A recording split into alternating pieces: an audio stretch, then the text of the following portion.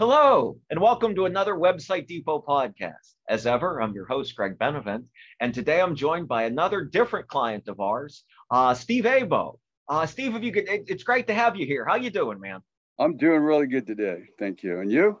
Oh no, good. I'm good. I'm just, this is a fake background, but it literally is this hot today in Los Angeles. I totally It's a see why really you're nice outside day in in the LA. shade. Oh, it's a beautiful day. It's a beautiful day. Well, yeah. Well, speaking of something beautiful, if you could tell us a little bit about who you are and what you do. My name is Steve Abo, and I've been in the mortgage business for over 30 years. And I have seen markets come and go, up and down, sideways. We're in a very interesting market right now. And there's some really interesting mortgage product out there for residential homeowners, whether they own their house now and they want to refinance, or if they're thinking about buying a house for themselves to live in, moving up, or maybe a first time one. In addition to that, there's a lot of investors that have jumped into the market. And what's kind of special to me is that my investors have figured out how to better accommodate investors and self-employed people who until recently have been shut out of the mortgage market. Okay, well, that's fascinating, and frankly, that seems very helpful to the clientele, the people that watch the stuff here from Website Depot, because a lot of our clients and a lot of our viewers are folks that are self-employed. So if you could expand a bit more on exactly how you can help them to take advantage of these interesting markets. Okay, so if you want to buy a house, which we call a primary house you're going to live in, the minimum down payment for that is 10%. I can go easily up to $10 million, but not at 10%. When you start to get into, multi-million, that number starts to drop. Everybody wants you to have a little skin in the game once you get over a few mil. However, for most people, 10% is where we start. And this assumes good, excellent credit. You don't necessarily have to have good to excellent credit also to get these loans. Sometimes it requires a little bit more down payment, maybe a little higher rate. And talking about rate, our rates, if you put enough down, are comparable or even lower than some of the more traditional loans that you might find at your local bank. Okay. So if you could tell us a bit just about how you got started with this. So I had a mortgage bank in the early 2000s, and I sold it right before the big meltdown. I kind of saw it coming. I sold it, and I jumped into commercial mortgages. And within a year or two, I had amassed a lot of very high net worth individuals that wanted me not only to do their loans, but I am a real estate broker also, to also just manage their portfolios. So over the years, I was very comfortable. And then in the last few years, like about 5 years ago, they all started asking me to do their home loan. And they said, we don't want anybody else to see our financials and blah, blah, blah. Just Steve, handle it. That's how I kind of got into this. And at the same time, I found the investors that like to do these things. And not only have I been able to grow with the residential side, but the whole mortgage industry is now a little bit more matured on doing these types of loans. So how do you specifically do these different kinds of loans? So the way that we do these loans is we start with the income. It turns out that if you buy a house these days and you want to live in it, you have to prove that you can make the mortgage payments. And this was as a result of the last meltdown in the 2000 decade, because some of us who've been around remember the stated income loans, the 100% financing. They were basically giving money to buy houses to people, and all they needed was 98.6 degrees temperature. We had applications and we were told, leave everything blank. Oh, geez. That era not only ended, but it ended in a bang. And for quite a while, unless you had tax returns to prove that you had income sufficient to make the mortgage payments, you couldn't get a loan. So if you're an engineer and you're making W-2 income, that's not as much of a problem as if you're an entrepreneur who might be making actually more, but because you're self-employed, you have things called expenses and other things that you can write off. So that's one of the advantages of being self-employed, is that you tend to have a lower tax liability than somebody that's a W-2 employee. Right. However, until people like me got involved, and I like to think that I am the top of what I do, it was not possible to buy a house. And what's so rewarding about what I do is that when I do provide financing, like for instance, today, I actually brokered the deal, and I did a loan, and I just sold a $1.5 million house to a dog trainer who bought a house out here in Sylmar. Oh man. And I just got off the phone with him. He just did his final walkthrough. The deal just funded. And I asked him, "Are you happy?" And he says, "This is maybe the most happy day of my life." Oh wow. That's tremendous. It's so rewarding doing what I do compared to the other type of lending, which is get the tax returns, get the paycheck stubs. And it's basically like you're selling a commodity, and I enjoy it very much. Wow, that's amazing that you're able to provide this and able to help folks out like that. So I guess that sort of gets into the question of like, what's your experience that led you to be able to help in such a manner? I would say the way I was raised. I was raised by a doctor and a school teacher. And okay.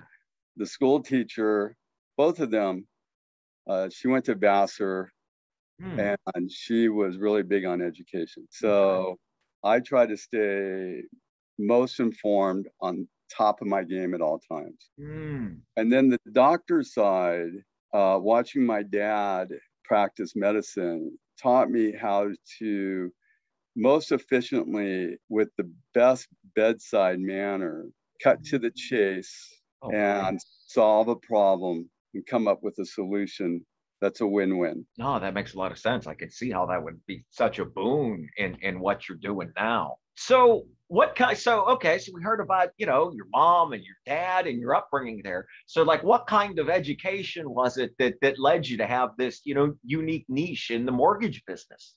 So when I went to college, I went to UCSD, and the mortgage business was not on the radar. I was studying biochemistry, which I got a degree.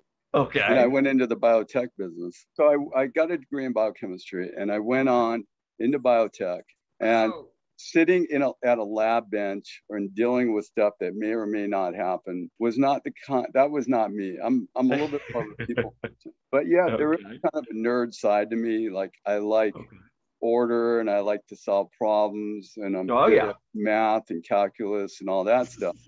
And a friend of the family who was very successful in commercial real estate prodded me into the mortgage business. He said, "Hey, I know these guys that are doing really well. There's nothing like the money business." And so then I went to go work for Uncle Chuck, who was probably one of the best well-known private money lenders at the time in Los Angeles. And Uncle Chuck taught me like what to do and what not to do. And he was very ethical. He was the president of the Mortgage Association, California Mortgage Association. So I've learned to always be in compliance and be transparent, be forthcoming. If I don't feel that it's in somebody's best interest, I actually try to talk somebody out of doing it. I don't really need people's business. I do it. I like to help people, not put people into a uncomfortable position that they will suffer from. Gotcha. No, and that sounds so great, because I was just struck by, as you were talking, how that's so antithetical to perhaps, the assumptions that many people might make about a mortgage broker, that this is somebody that's actually looking out for us and trying to help and trying to keep you from getting into a tough situation. Yeah, well, now with social media and email and all that, there's a lot of less than ethical people representing themselves. Oh, I bet. In my industry, I was talking to a lady. I'm doing her $5.5 million purchase of a restaurant in San Diego. I'm also helping her out with her daughter's refi up in San Jose. And she's telling me that as we're speaking, she's getting emails from people that she doesn't know, from companies she's never heard of, asking for her to send in the conditions on a loan. So one needs to be careful out there, I think. But yeah, right now, okay, we're in a pretty frothy market. It's really a okay. seller's market. Hmm. So is it or not a good time to buy? Well, being that I don't have a crystal ball, I can't say for sure. However, I can tell you this, in markets like now, the loan products are most aggressive. So even if you got a loan as a self-employed person and you put down 10% on, let's say, a $1.5 million house, and then the market cools down a little bit and it becomes a 1.4 or $1.3 million house over the next year or two. This is California. It's going to go up. It's always the wave after the last wave is always higher after.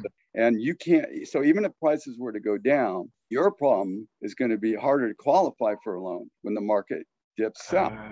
So you can get into a loan product right now that you otherwise couldn't get into. So maybe if the market were to cool down and prices came down a little bit, as long as you can make that payment in the long run. The other thing is that people who are buying rental properties, traditionally in the past, you get a long-term rental. Let's say you buy a $600,000 house and you get, say, $2,500 a month.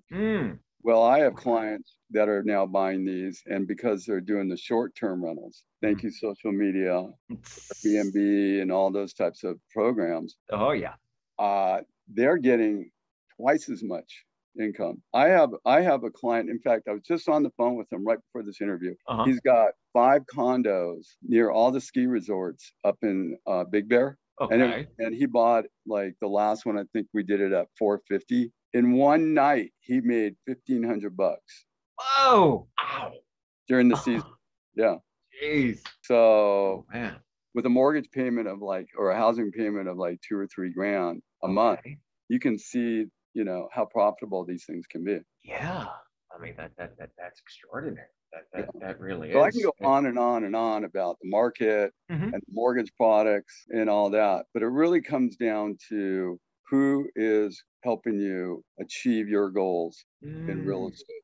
If you go out there on your own, you can read a million books on it, but it's really the practice that sets you in motion and develops your intuition and wisdom on how to go through the process and complete the deal the best way.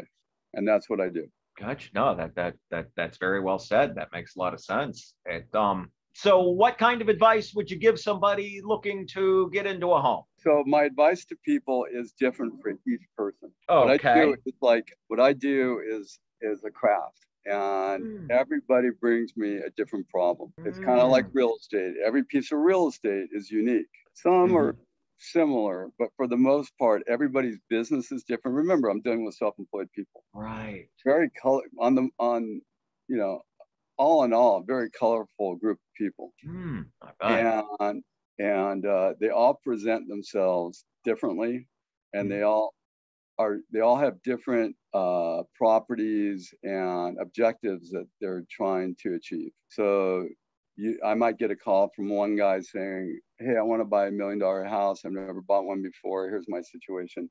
And I sold all my stock. And do you think it's really a good idea? I had one guy who had Bitcoin, and he was up tremendously, and we were about to do a deal. And I said, you better liquidate right now. And he said, oh yeah, I'll do it. And then we were ready to make an offer, and I get the phone call, and he said, Steve, I screwed up. I didn't listen to you.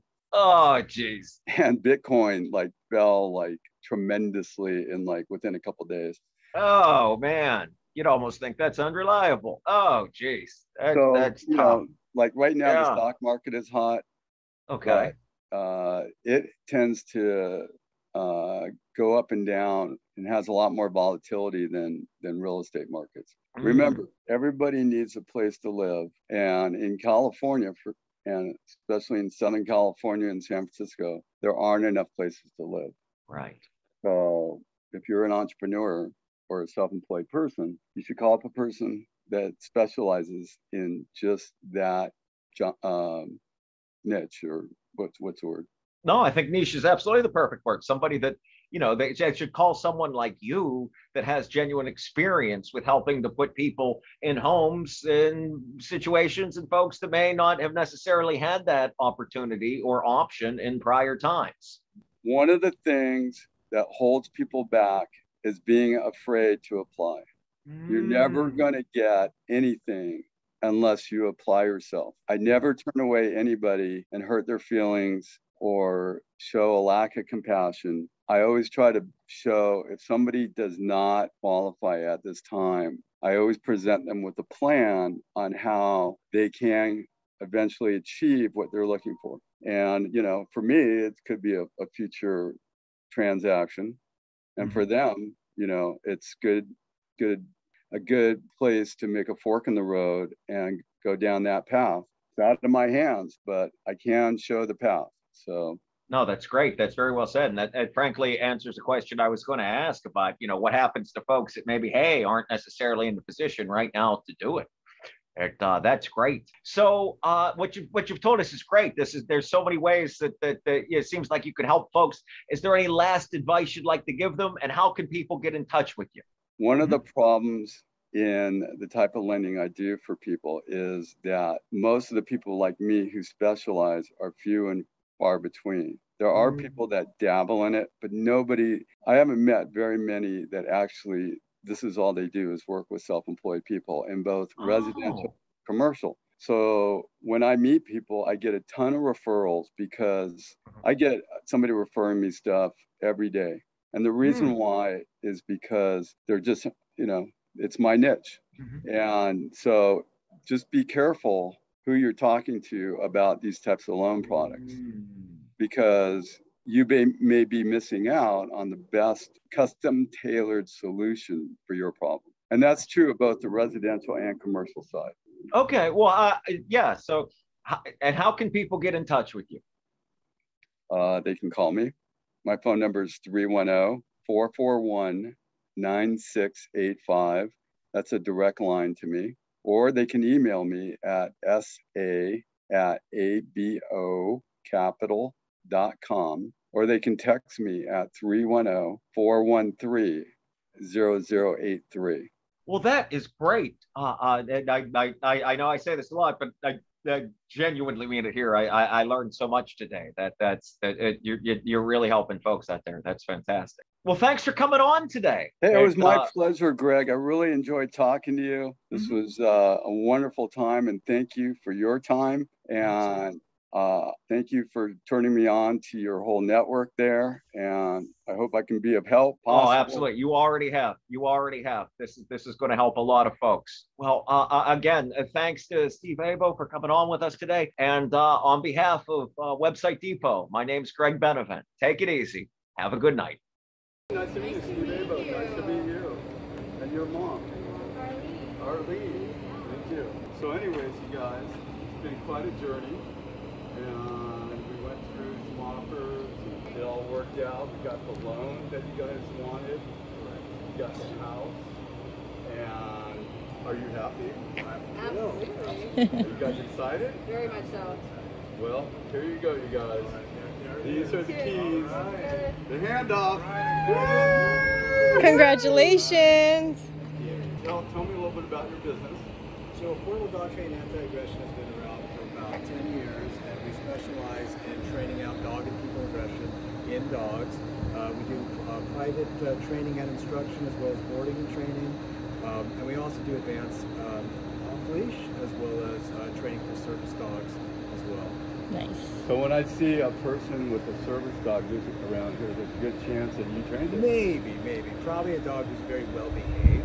Okay. It's probably one of ours. So if you look for our leather leashes, you'll know right away Vanessa leather leash if it's one of ours. But a lot of aggressive types, and most people don't understand that aggression can be trained out in most dogs. 99% of the dogs can be trained out. Well, I got to say that I did a little background check on you. Yeah. Part of my due diligence. Okay. And you rated really high. Yeah. Everybody seems to love what you do. Fantastic. Okay. Yeah. And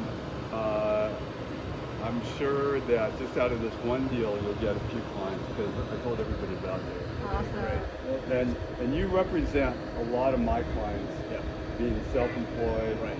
and needing special loan programs to get you the deal that the house or the piece of property you're looking for. So I really thank you guys for putting up with me Of course. for the last month or two. No, it's been a pleasure. Thank you for everything you've done. My pleasure. A real no-nonsense personality. I we need to appreciate that. Hey, You know. cut to the chase.